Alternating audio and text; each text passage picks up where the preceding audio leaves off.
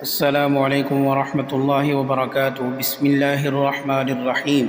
حضور صلی اللہ علیہ وسلم کا ارشاد ہے کہ اگر ایک شخص کے پاس بہت سے روپے ہوں اور وہ ان کو تقسیم کر رہا ہو اور دوسرا شخص اللہ کے ذکر میں مشغول ہو تو ذکر کرنے والا افضل ہے۔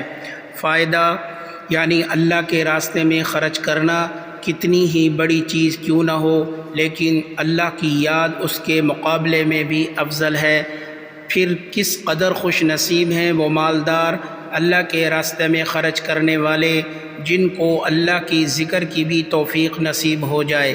ایک حدیث میں ہے کہ اللہ جل شانہ کی طرف سے بھی روزانہ بندوں پر صدقہ ہوتا رہتا ہے اور ہر شخص کو اس کی حیثیت کے موافق کچھ نہ کچھ عطا ہوتا رہتا ہے، لیکن کوئی عطا اس سے بڑھ کر نہیں کہ اس کو اللہ کی ذکر کی توفیق نصیب ہو جائے۔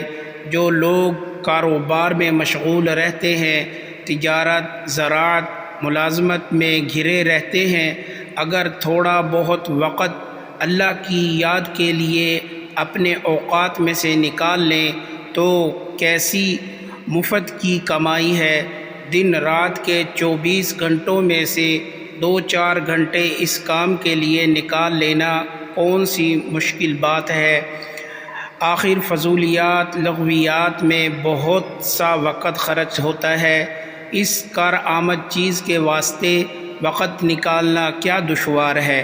ایک حدیث میں حضور صلی اللہ علیہ وسلم کا ارشاد ہے کہ اللہ کے بہترین بندے وہ ہیں جو اللہ کے ذکر کے واسطے چاند، سورج، ستارے، سایہ کی تحقیق رکھتے ہیں، یعنی اوقات کی تحقیق کا اہتمام کرتے ہیں۔